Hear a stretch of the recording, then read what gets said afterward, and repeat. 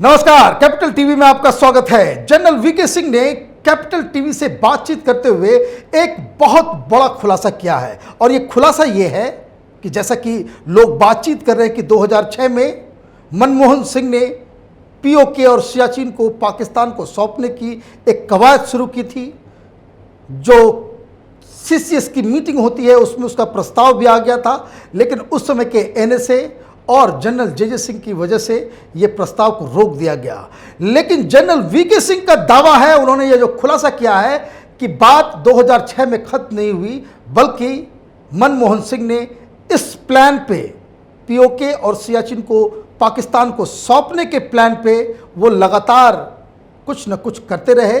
2008, 2011 में भी उन्होंने कोशिश की थी और उस वक्त जनरल वीके सिंह स्वयं chief of the army staff थे।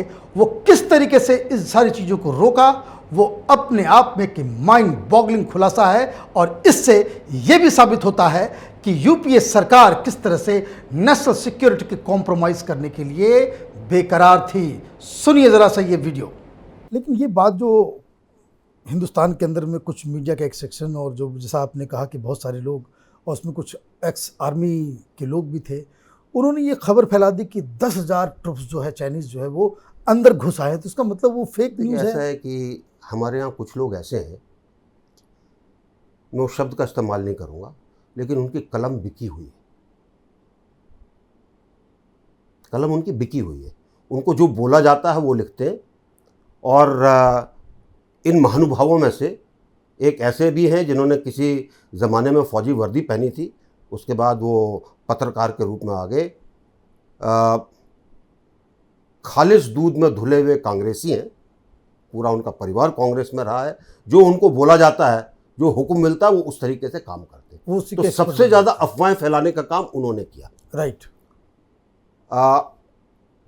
ये इतने चहेते हैं कि इनको मनमोहन सिंह जी ने ट्रैक 2 सियाचिन के ऊपर के अंदर अगवा बनाकर इनको भेजा था ट्रैक 2 करने के लिए, और जिसमें ये लोग चाहते थे कि वहाँ पे डीमिलिटराइजेशन हो जाए, सियाचिन जो है हम बार्टर कर लें और चले आएं। ये कहानी क्या है कि मनमोहन सिंह इसे जो है वो पाकिस्तानियों के हाथ वो देना चाह रहे थे? कुछ मनमोहन सिंह जी और उनके बड़े बड़े जो सलाहकार हैं, आज जो सब खड़े होकर सुप्रीम कोर्ट में खड़े होकर उल्टी सीधी बातें करते हैं, मंत्री भी रहे हैं, इन सब की एक धारणा थी, अरे सियाचिन में क्या है, जैसे नेहरू जी ने कहा ना, सियाचिन में क्या है, वहाँ तो घास भी नहीं उगती। सियाचिन में क्या, वहाँ घास भी नहीं उगती, ले लेंगे तो क्या हो जाएगा। ये एक मानसिक स्थिति थी, एक मनोवृत्ति थी कि भाई कुछ नहीं होता, पाकिस्तान के साथ रिश्ते सुधारे जाएं, चाहे पाकिस्तान आधा भारत खा जाए कोई फ़र्क नहीं पड़ता, हम बचे हुए हैं वो ठीक है। ये एक मन की स्थिति थी। तो इन्होंने 2008-9 के अंदर कोशिश की थी। मुझे याद है तब उस समय जो सेनाध्यक्ष थे उन्होंने हम लोग उस टाइम आर्मी कमांडर थे, हम लोगों से पूछा कि भाई इसका क्या नतीजा होगा। हम जितने भी आर्मी कमांडर थे वहाँ, ज़्यादातर लोगों ने कहा ये गलत फैसला होगा। बात रुक गई। उससे पहले मेरे ख्याल से 2006 के अंदर भी एक बार इसकी बात चली थी। 2011 में इन्होंने 3-4 मीटिंग कराई, एक सिंगापुर में हुई, एक कहीं और हुई, और आखिर के अंदर वो पाकिस्तान में हुई सितंबर-अक्टूबर के अंदर। तो ये मीटिंग किसके साथ हुई? पाकिस्तानियों के साथ? पाकिस्तानियों के साथ सितंबर-अक्टूबर। Oh my God. ट्रैक 2। अच्छा, ये पाकिस्तानियों के साथ मिलकर के हम बातचीत कर रहे थे कि कैसे सियाचिन को जो है उनको दे दिया कि हम अच्छे रिश्ते सुधारने के लिए, अच्छा, अगर हम सियाचिन से चले जाते हैं तो हम विश्वास करेंगे कि आप सियाचिन के अंदर नहीं आएंगे। आप पाकिस्तान पे विश्वास कर सकते हो क्या? ओह माय गॉड। तो 2011 के अंदर ये चीज़ जो है पहली बार इसके बारे में जब ये उजागर हुई, इसको उजागर किया लेफ्टिनेंट जनरल पीसी कटोच ने। कि इस तरीके से शुक्ला जी जो हैं वो इसके हेड बनकर गए, उनके साथ ये लोग थे और ये लोग सियाचिन को देने की बात करें। पीसी कटोच जी जो हैं वो ब्रिगेड कमांडर रहे हुए सियाचिन के अंदर। उसके बाद फिर बाकी लोग इसके अंदर कूद पड़े और काफ़ी इसके अंदर अखबारों में, मीडिया में इसके ऊपर बातचीत चली। उस दबाव के अंदर ये चीज़ दब गई। इसका मतलब है कि ये इस चीज़ को समझने के लिए कि 2006 में एक बार इन लोगों ने सीसीएस में ये प्रपोजल लेकर के ये लोग आ गए थे, और उस सीसीएस में फिर वहाँ पे जो एनएसए थे नारायण साहब, उन्होंने अपोज किया, तो ये मसला ख़त्म हो गया। उस टाइम नारायण साहब ने भी किया, जो उस समय जो सेनाध्यक्ष थे जय उनको भी बोला गया कि तुम भी करो, ठीक है। हाँ, तो हालांकि मनमोहन सिंह जी का उन पर बड़ा विश्वास था, लेकिन कहीं उन्होंने स्टेटमेंट दे दी कि ये तो गलत होगा, ओके। तो बात खत्म हो गई। उसके बाद वैसे मैं एक बात उससे पूछना चाहूँगा, लेकिन क्योंकि बहुत जगह बहुत सारे लोगों ने जो किताबें लिखी है उसमें ये बताया गया कि जे सिंह साहब की जो नीति थी, उन्होंने टेक्निकली प्रधानमंत्री को तो कहा था कि इस पूरे आइडिया से वो एग्री करते हैं, लेकिन पब्लिकली उनसे जब पूछा गया तब उससे वो पीछे हट गए। इसीलिए तो गड़बड़ हुई ना। अच्छा, इसलिए मनमोहन सिंह जी का प्लान वहाँ पे फेल हो गया। हाँ, और उनके जो बाकी लोग थे उनका फेल हो गया। राइट। उसके बाद 2008 या 9 के अंदर उठा। तो ये आप जो बता ये छोड़ा नहीं उन्होंने। ये आप जो बता रहे हैं कि ये नया खुलासा है कि 2006 के बाद 2008 और 2009 में चला, फिर से इन्होंने मतलब ये कि इनकी वो जो मूल जो प्लान था उससे वो हट नहीं रहे थे। बिल्कुल।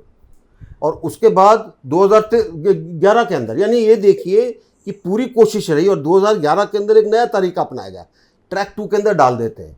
ट्रैक 2 से जब आएगा तब बोलेंगे कि देखिए ट्रैक 2 के अंदर तो एग्री हो गया है, इसके अंदर सब चीज़ें ठीक होंगी, लेकिन वहाँ पर फिर गड़बड़ हो गई और ये इतना तिलमिलाए 2011 के अंदर। ओके, बहुत तिलमिलाए। और 2011 के आसपास तो आप सेनाध्यक्ष थे, तो उस समय आप तक ये बात पहुंची होगी। मेरे तक पहुंची। मैंने बताया ना आपको कि इसको हाँ। हमने आगे नहीं जाने दिया। मैंने आपको नाम बताया किस किसने इस चीज़ को उजागर किया, राइट, ठीक है। और ये आगे ये बेवकूफ़ी वाली चीज़ थी, मैं बहुत साफ बोल रहा हूँ आपको, बिल्कुल बेवकूफ़ी वाली। जिस ग्लेशियर को लेने के लिए हमारे इतने लोग शहीद हुए, जिसके लिए इतनी मेहनत लगी,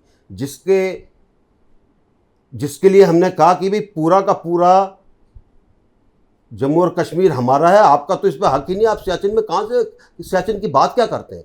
पाकिस्तान सियाचिन पे कभी था ही नहीं, कभी नहीं। लेकिन हमारे लोग हमेशा कहते रहे नहीं कि वो सियाचिन के ऊपर पाकिस्तान बैठा हुआ है। ये इन लोगों ने कहा उस समय। और ये जो जितने महानुभाव हैं ना, जो ट्रैक 2 में गए, और उनके खासकर शुक्ला जी, नहीं जी सियाचिन पे तो इनको पता ही नहीं है। और यही चीज़ अब गलवान के ऊपर हो रही है। ये गलवान घाटी पूरी जो है वो चीन ने ले ली। अरे वो तो 1962 में ले ली थी, तब क्यों नहीं कहा भाई तुमने। हालांकि मैंने एक जगह एक आर्टिकल मैंने देखा है कि ये शुक्ला साहब का एक आर्टिकल था, वो 2008 में उन्होंने इस चीज़ को लिखा था कि पूरी गलवान घाटी जो है वो चाइनीज़ के पास है। उस समय कुछ यूपीए सरकार कुछ प्रेशर में आई थी, तो ये अलग मसला है। लेकिन मैं इस बात को मैं जानना चाहता हूँ कि ये जो सियाचिन को, पीओके को पाकिस्तान के हाथ सौंप देना है, ये जो जिद थी, कहीं इसके ये फैसले दरअसल ये क्यों लिए जा रहे थे और किसके कहने पे लिए जा रहे थे? देखिए, सरकार यूपीए की थी, अग्रणी उसके अंदर कांग्रेस पार्टी थी, प्राइम मिनिस्टर कांग्रेस का था, सारे मिनिस्टर ज़्यादातर कद्दावर मिनिस्टर कांग्रेस के थे, पीएमओ पे सोनिया गांधी का कब्जा था। तो अब आप अपने आप अंदाज़ा लगा लिए किसने बोला होगा। कुछ लोग कहते हैं कि ये जो बहुत सारे लोग जो मनमोहन सिंह के आसपास थे, वो नोबेल पीस प्राइज लेने का उनका इरादा था, सकता कि अगर हम पाकिस्तान के साथ अगर पीस बना लेते हैं। जो पूरा शख्स यूएन के अंदर एक इकोनॉमिक काउंसिल के अंदर एक ट्रस्ट था, ओके, एक प्राइवेट ट्रस्ट था इकोनॉमिक एनालिसिस के लिए, मनमोहन सिंह जी को अमेरिकी एम्बेसी के द्वारा उसके लिए सरकार पर जोर लगाकर उधर भेजा गया। 10 साल के बाद वो ट्रस्ट ख़त्म होना था, उसका पैसा बंद होना था। 9 साल के बाद आ गए, किसी ने कोई काम नहीं किया वहाँ पर। आज भी यूएन के अगर आप रिकॉर्ड देखेंगे, उस ट्रस्ट ने कोई ऐसी चीज़ नहीं कही या की जिसको आप इकोनॉमिक एनालिसिस कह सकते हैं। तो ये इस टाइप के लोग हैं।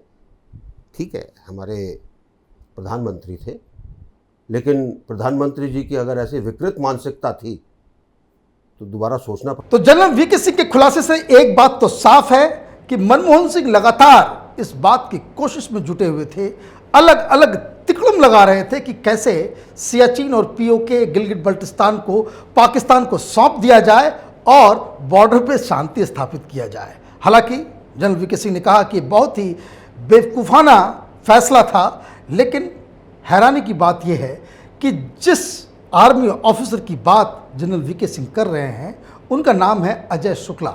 ये रिटायर्ड कर्नल हैं, कभी एनडीटीवी तो डीडी।